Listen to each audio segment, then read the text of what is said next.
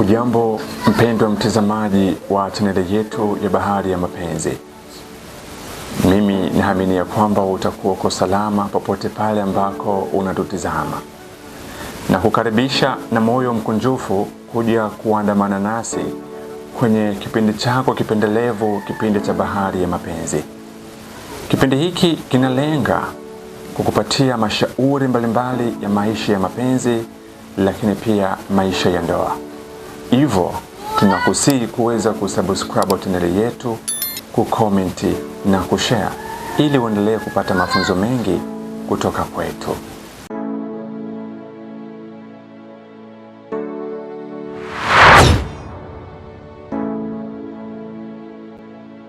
Asante kwa wewe ambaye tayari umesha subscribe channel yetu, kucomment lakini pia kushare kwa watu wengi. Naam, siku ya leo tutazungumzia pointi moja muhimu sana. Na pointi hii ni bidii kwenye mahusiano, bidii kwenye ndoa pia. Mpendwa mtazamaji, mapenzi yana mambo mengi sana. Mapenzi ni tofauti na vile ambavyo nafikiria. Unajua, masista wengi wanashindwa na mapenzi kwa sababu ya kushindwa kuelewa mapenzi yanahitaji nini. Cha kwanza, maisha ya mapenzi ni tofauti na maisha ambayo unaishi kila siku. Unapoishi kwenye mapenzi, wewe kubali kuchekwa, kudharauliwa, lakini pia kubali kupoteza, kwa sababu mapenzi yanaomba watu wenye mioyo migumu sana, watu wenye mioyo ya kukaza. Na ndio maana umeambiwa ikiwa haujatimiza miaka 18 usijiingize kwenye mahusiano. Watu wengi wamevunja ndoa zao kwa sababu ya kutokuwa na bidii. Bidii ni moja kati ya jambo ambayo inawafanya watu kudumu kwa muda mrefu zaidi. Kuna watu ambao waliwaoa watu ambao walikuwa hawafikirii kuwaoa kwa sababu ya bidii ya wale watu kwenye maisha yao. Kuna watu ambao waliolewa na wanaume ambao walikuwa hawafikirii kwamba watakuja kuwaoa kwa sababu ya bidii ya yule mwanaume tu. Na hivyo ndio maana mimi leo nimekuja kukukumbusha kwa moja kati ya jambo muhimu katika mahusiano yako ni wewe kuwa na bidii. Usipokuwa na bidii, yawezekana ukampoteza mtu muhimu katika maisha yako. Na hii inakuja hususan kwa mabinti.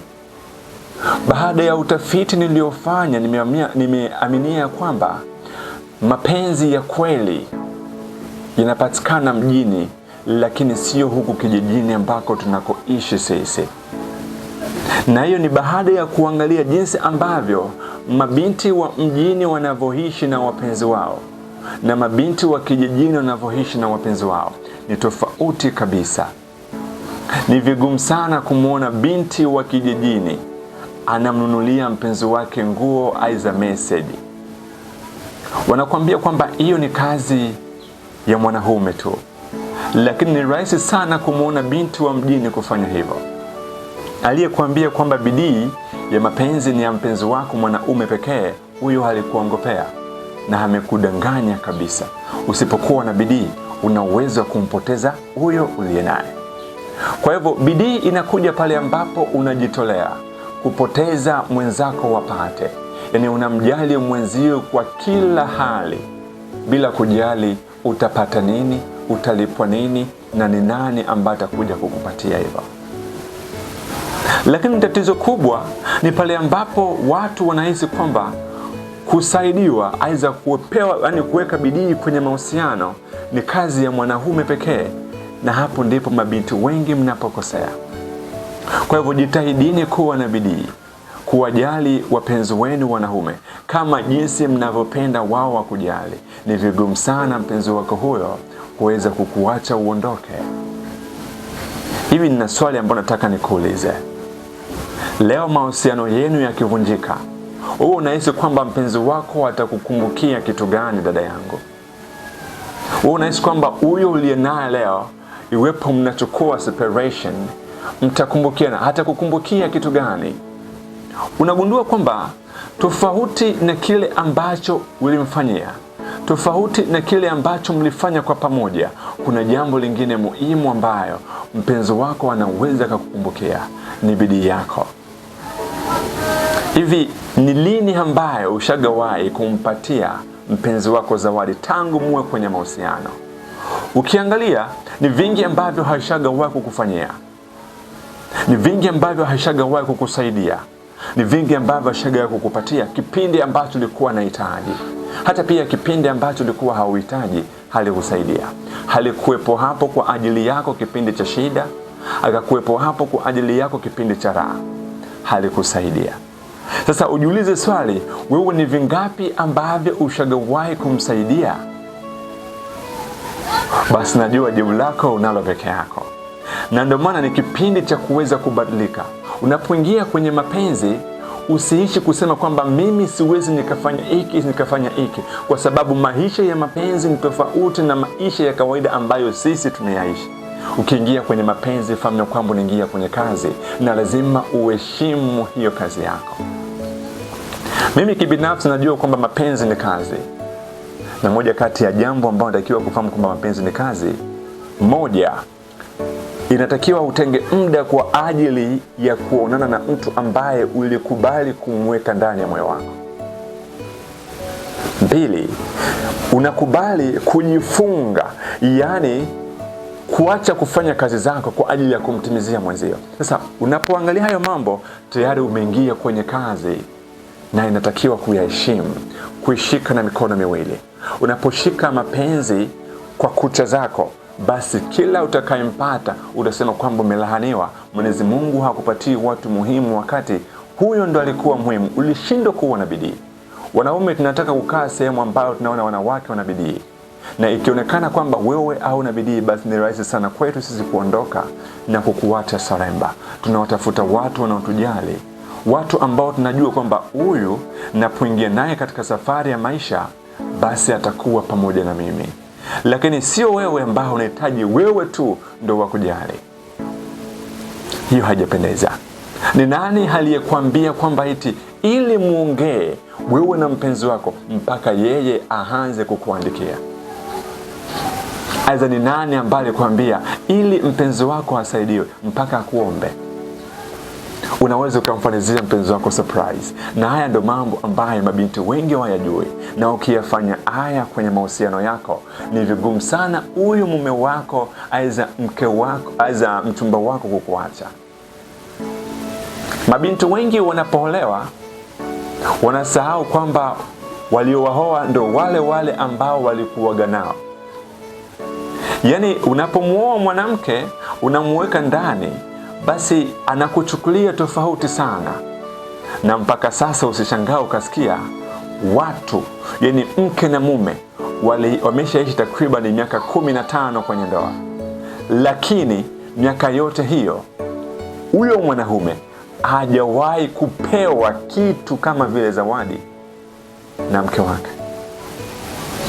Ila unapoangalia begi ya mwanamke utakuta hajifungi tena na nguo na vitu vingi vya samani, na hata pesa ambazo mume wake anazipokea yeye ndo anazimiliki. Lakini ile wazo ya kusema kwamba huyu ni mume wangu na mimi natakiwa nionyeshe bidii hata kumnunulia boxer, unakuta kwamba haipo kichwani mwake. Anawajali sana watoto kuliko mtu aliyempatia watoto. Mnafeli wapi dada zangu? Nategemea kwamba hiki ni kipindi cha nini kuweza kukomboa fikra zenu. Na ndio maana na mimi nimekuja kwa ajili ya kusimama kuwa mtetezi na kuwapatia njia sahihi ambazo mlikuwa hamzijui. Wekeni bidii hata kidogo tu kwenye mahusiano, tofauti na jinsi mnavyofikiria. Mlilia kwamba sote tuwe na 50-50. Lakini mapenzi sio hivyo. Mapenzi naomba bidii ngambo zote mbili. Yani bidii kwa mwanamke lakini pia kwa mwanaume. Unapokuwa na bidii, kila kitu kitakuwa safi. Na mpenzi wako hatakupenda sana tofauti na jinsi unavyofikiria. Kuweni na bidii kwenye mahusiano.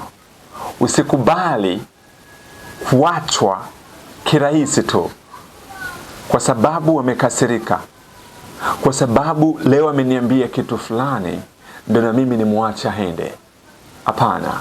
Unapoona mpenzi wako anakuzingua, anakuchanganya, anakufanya haupati usingizi, fahamu kwamba huyo ndo wako, kwa sababu kitu kizuri siku zote hauwezi ukakipata kirahisi. Waliopata mapenzi kirahisi, wakaoana kirahisi, kwenye ndoa waliishi miezi chache tu wakaachana. Lakini waliopata mahusiano kwa shida, walivumilia mengi, walipambana na vingi, kwenye ndoa leo wameshakuwa na miaka 35 na hawaachani. Na hapo ndio kuna tofauti. Fahamu ya kwamba kila kitu kizuri kinahitaji bidii ili uwe nacho. Lakini pia mwanaume mzuri anahitaji bidii yako ili wewe kuwa naye, na mwanamke mzuri pia anahitaji wewe kuwa na bidii ili akuwe wako. Kwa hivyo usipokuwa na bidii, utakuta vizuri vyote vitaenda. Kaza bidii yako kwa mpenzi wako, lakini pia mume wako. Onesha kumjali kila siku.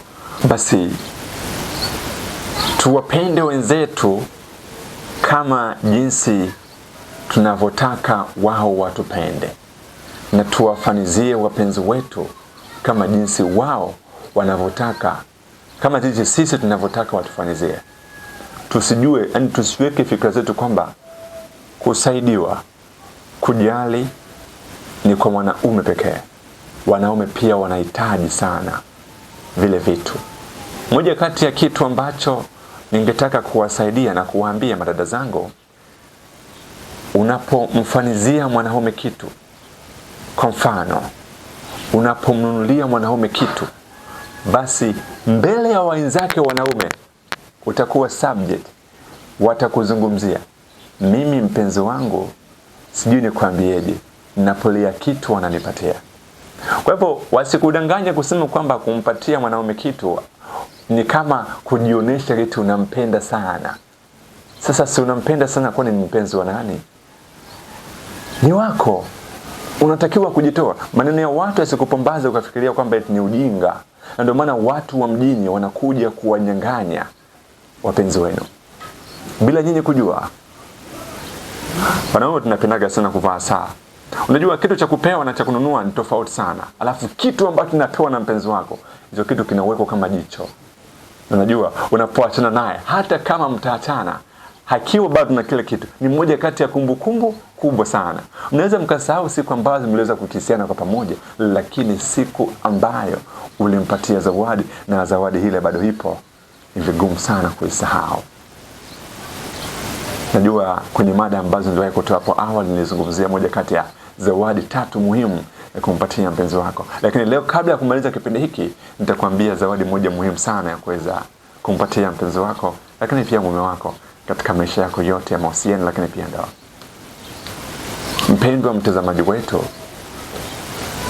nasema kwamba tuweni na bidii kwenye mahusiano yetu. Tujitume na kila kitu kitabadilika. Unapoweka bidii, yawezekana mpenzi wako akabadilika kutoka katika hali mbaya na kuingia katika hali nzuri.